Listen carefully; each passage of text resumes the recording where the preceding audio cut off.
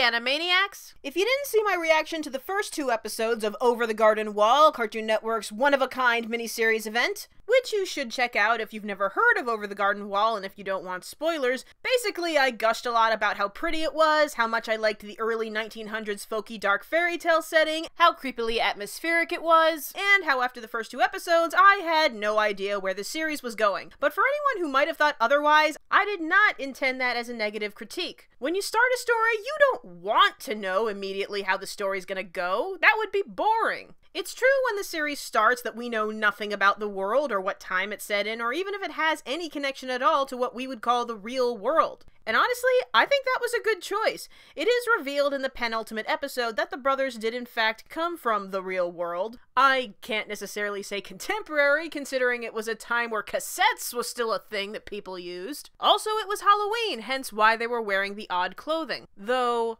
Wirt? Why the hat? What exactly were you trying to be? Seriously, how could you blame me for theorizing that these guys might be gnomes? You were the shortest high schoolers I have ever seen, unless the woodsman is a giant. Anyway, entering the fantasy world right away without establishing what this world's version of normal was probably made accepting its strangeness much easier for the audience, as it's the only version of this universe the audience knows. Not that we're not still jarred by its weirdness, that's why Wirt is there. But we're also more compelled to explore our environment and enjoy ourselves like Greg rather than anxiously wonder when we're gonna get back to the normal place. Wirt just mentions they need to go home so we know what the series' end point is. And like most anime series where we also start off at a point where we don't know much about what's going on, a continuous narrative did take form, characters became more fleshed, mysteries were unveiled, and overall, I think this miniseries pulled it off wonderfully, for the most part. As previously observed, Over the Garden Wall is structured like a fantasy walkabout like Alice in Wonderland or Wizard of Oz, in that while trying to get home, each episode they run into these standalone set pieces of oddities. There's even a specific crossing the threshold moment where the real world gets left behind and the fantasy world starts. Like the tornado or going down the rabbit hole, or in the brothers' case,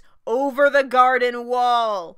Only it wasn't the garden wall, was it? No, it was a cemetery wall, the previously much cooler title. Hey, does that have any relation to the series' original pilot named Tomb of the Unknown? And where was that, by the way? I was really disappointed that wasn't integrated into the series. And even more so because I can't find it anywhere. Please say you're putting that on the DVD. See? Riding in a watermelon, come on! These guys were so elves in a previous draft! It's also like those stories as the imagery suggests that it all could have been a dream. The fall into the water is the last image in the flashback, and at the end they come back out of the water despite not falling into any water beforehand. Wait, does that mean the water is the threshold? But that doesn't match the title! And yes, the opening sequence was indeed all foreshadowing, showing the history of the characters that would be featured in all of the episodic stories, and a similar montage would play at the end of the miniseries showing a kind of epilogue.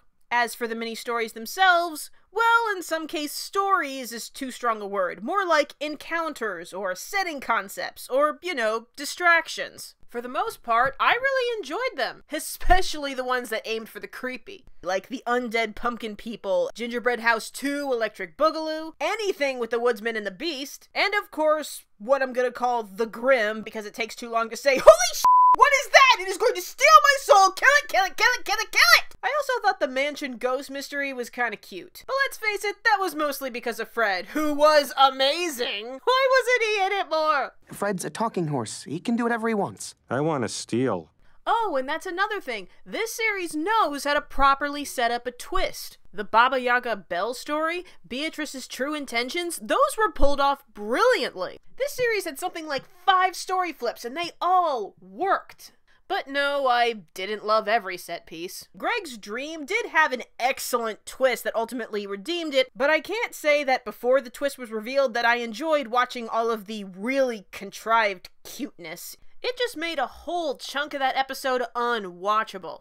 And then the tavern, filled with the most unhelpful people in the universe. Then again, was ultimately redeemed by giving us some creepy foreshadowing and misleads, but those songs just drew the story to a grinding halt. Oh, but that is nothing compared to the time killer that was the Schoolhouse story. It was just so out of nowhere and didn't add anything. And you are a teacher! Stop laying out your romantic baggage in front of your students! But even the stories I didn't love, I could appreciate for its creativity and good intentions, like the music Animal Children or the variety of music styles in the tavern. And let's face it, most of them were just background for main character development anyway. And they really did add to giving the world its quirky personality. It's interesting that the world seems almost normal really takes you off guard when the weird stuff shows up. Even though the weirdest stuff you'd see is either anthropomorphized or talking animals. Yeah, interestingly, it's never both. You either wear clothes or talk. But then the world will also side hit you with its fairy tale magic logic. Yes, use these scissors to cut off your wings. That will make you human. In fairy tales, that sentence makes perfect sense. But again, it's its atmosphere that really draws you in. And it's not just the woodsy country house folky imagery, the music is more than pulling its weight. The intro song, the score, and all the background songs really give this series its classic dark but gentle tone. The only problem is, like I said, the songs that the actual characters sing do not progress the story at all. They are fundamentally useless. But as somebody who comes from a musical family, I did really appreciate the effort and the variety. And I did like the frog song and Adelaide's ditty, mostly because it was one of the few times the brothers were actually having fun together. Speaking of which, even if an episodic interlude didn't pay off, every episode contributed to either fleshing out our characters or adding to the underlying mystery. Now, in my first video, I claimed that the brothers Wirt and Greg weren't likable, and while they both had traits that I considered off-putting, actually, that's what I kinda liked about them. That our main characters right off the bat were so clearly flawed with this strained relationship. At least with Wirt, whose persistent intellectual rationalizing and sheer level of not giving a shit and annoyance at his brother was so comical. Have you listened to anything I've been saying? For the last couple hours, I've been saying... Well, that settles it. I'm gonna walk up 10 feet ahead of you. Elijah, you done good. But their interaction still had this strong sense of familiarity, so they really did feel like brothers. As for Greg, I'm not going to pretend I loved the forced preciousness that gets forced into a lot of child characters. And Greg suffers from this a little, especially when he sings. But then you look back and realize that's exactly what you were supposed to take away from these characters at the start. That Wirt is cold and dismissive with his brother, and that Greg is overly goofy and doesn't take things too seriously, as both of these traits would play parts later on in the story. And as the series goes on, you do enjoy them a lot more. I admit, Greg did eventually grow on me. His dream was a bit much, but especially when put next to Wirt's pessimism, Greg's upbeat attitude and kind nature was essential to balance out the show. I mean, I get it. He's young and naive, and he's trying to help in the small ways he can. He just doesn't know any better. And while I know his goofy nature was on purpose to make sure that the show would never get too scary, a lot of his child logic lines were really funny. His sacrifice for Wirt was so adorable. But then in comes impatient, snarky, possibly mildly sociopathic Beatrice, and she and Wirt have just the greatest back and forth. Whenever they talk, it is just golden. Okay, Wirt, I'll admit it. You seem like a pushover, but you're not. Oh? Deep down in your heart, you're a stubborn jerk. When are you gonna give this up? Maybe never. Maybe I'll never give this up. Beatrice is just this fantastically fun and flawed character, who also starts off negative and selfish, but also has her own demons, and a fantastically agitated comedic voice. Help me out of here and I'll owe you a favor. Whoa, I get a wish? No, not a wish. I'm not magical. I'll just do you a good turn. Can you turn me into a tiger?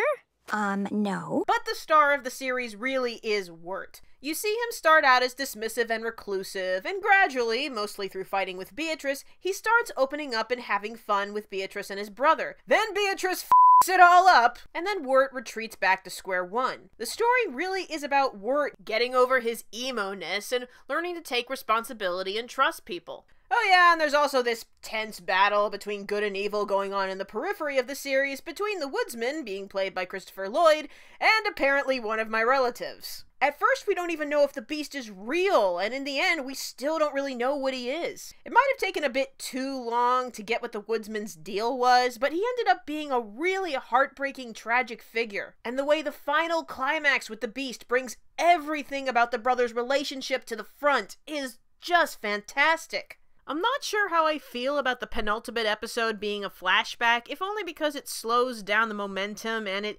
didn't really reveal that much that Wirt hadn't already monologued about in a previous episode. But then it was important to show the brother's history because it brings all of Wirt's actions and feelings about his brother into perspective before he repents in the climax. And oh thank you, a character uses logic to reject a hostage negotiation. You could argue that the ending is a little too clean. I consider it a nigh perfect ending considering the amount of time they were given and how dark they were allowed to go with it. Over the Garden Wall was a great piece of animation. It may not have been perfect, aside from the worthwhileness of some of the short stories. It might not have been as dark or as edgy as I wanted it to be, and the animation could be stilted at times. Sir, your eyes just take some adjusting to. But it did have its share of pleasant surprises, and the modern witty dialogue oddly worked. This miniseries is a beautiful, fun little pocket of atmospheric charm in the candy-saturated hyper machine that is currently Cartoon Network. And if I had known this series was available in completion on iTunes from the very start, why the heck would I have waited? And I'm really happy to see that this series apparently got some pretty great ratings, and I really hope that Cartoon Network or other networks might try something like this again. I'm not necessarily saying sequel, but I'd love to see them keep trying new things. So, Animaniacs, eat your dirt, stay shiny, comment, like, subscribe, etc., and next time, let's talk about you.